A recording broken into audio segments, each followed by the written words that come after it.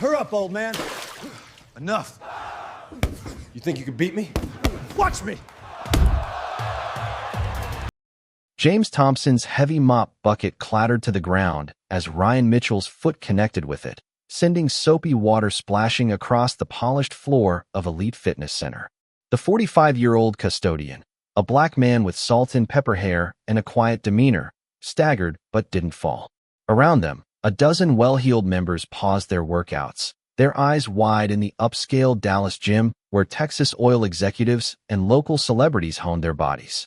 Ryan, the 38-year-old head trainer with a chiseled jaw and a social media empire built on motivational speeches, sneered down at James. "Hurry it up, old man.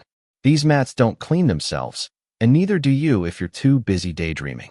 James clenched his jaw, his calloused hands gripping the mop handle tighter, but he said nothing.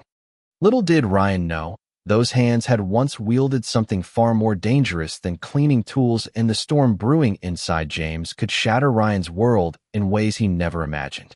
Elite Fitness Center sat in the heart of Dallas's affluent Highland Park neighborhood, a sprawling 10,000-square-foot facility with gleaming chrome weights, state-of-the-art cardio machines, and a regulation-sized boxing ring that dominated the main floor. Floor-to-ceiling windows offered views of manicured lawns and luxury SUVs in the parking lot.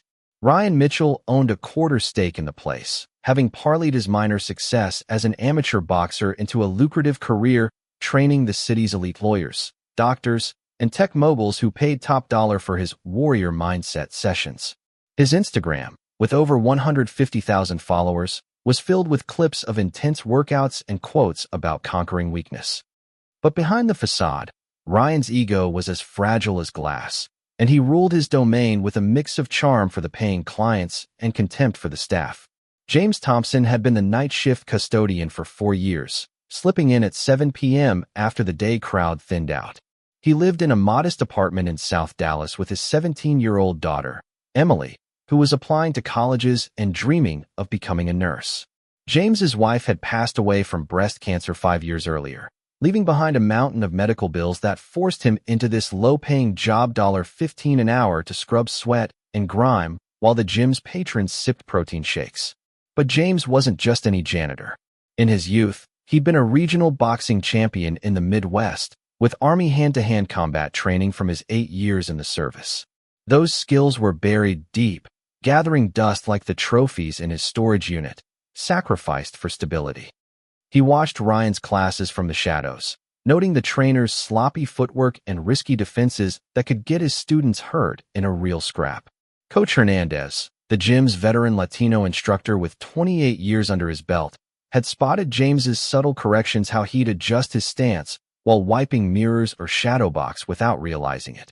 Lisa Johnson, the gym manager, kept a file of complaints about Ryan's bullying, but James stayed silent. Emily needed him home, not jobless. Ryan's star pupil was Alex Reed, a 22-year-old college wrestler whose wealthy father footed the bill for private lessons. Alex had potential, but Ryan's instruction left him vulnerable, wide-open guards and poor head movement. James had seen it all, mopping around the edges of the ring while Ryan barked orders. One evening, after Alex returned from a tournament with a swollen lip and a loss to a smaller opponent via a simple armbar, Ryan exploded. "It's those street punks," he ranted, demonstrating the flawed escape he'd taught. "They don't fight fair. Keep your arms out like this, that's pro technique." James, cleaning nearby, muttered under his breath, "That's a good way to get choked out." The words escaped before he could stop them. The gym went quiet. Ryan whipped around, his face reddening. "What was that, janitor? You got something to say?" James tried to backpedal, but Ryan pressed, drawing a crowd. "No, sir. Just mopping." But Ryan wouldn't let it go. "You think you know better? Show us, then." Trapped, James set down his mop and approached a punching bag. His first combo, a sharp jab cross hook, sent the bag swinging violently. The second nearly ripped it from the chain. The room gasped. Ryan's ego cracked like thunder. That night, he dug into James's past online, uncovering old fight records and military files. Instead of respect, it fueled his fury. He couldn't have a mop pusher outshining him. The harassment ramped up immediately. Ryan scheduled urgent cleanings during busy hours, forcing James to navigate around sparring sessions, sweat dripping onto fresh-mopped floors. "Watch it, buddy," Ryan would yell, using terms laced with condescension that made others shift uncomfortably. He inspected James's work obsessively, demanding redose on spotless surfaces. Whispers spread among staff due other minority employees had quit citing a toxic environment, but James endured. Emily's tuition loomed. Ryan escalated to psychological jabs, sharing old articles about James's failed boxing career with clients. "Our cleaner's a has-been," he'd laugh loudly enough for James to hear. Social media posts featured James in the background, bent over tasks, captioned "Stay in your lane." Followers piled on with cruel comments, some veering into outright bigotry. By week 2, Ryan dragged James into demos as a volunteer, shoving him to illustrate points, accidentally clipping his old shoulder injury from the army. Pain shot through James, but he held back.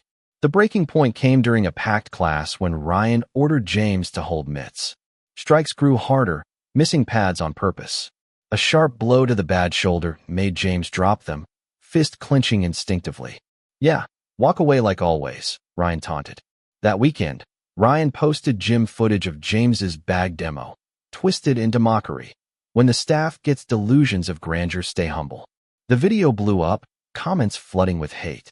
Emily found it first, tears streaming as she read the slurs. "Dad, why don't you stand up to him?" she asked, her voice breaking James's heart. Coach Hernandez found James in the storage room that Monday, head in hands. "I saw it all. He's gunning for you. Heard him say he's lining up your replacement." The words ignited something in James. That night, alone after hours, he unwrapped old hand wraps and unleashed on the bag.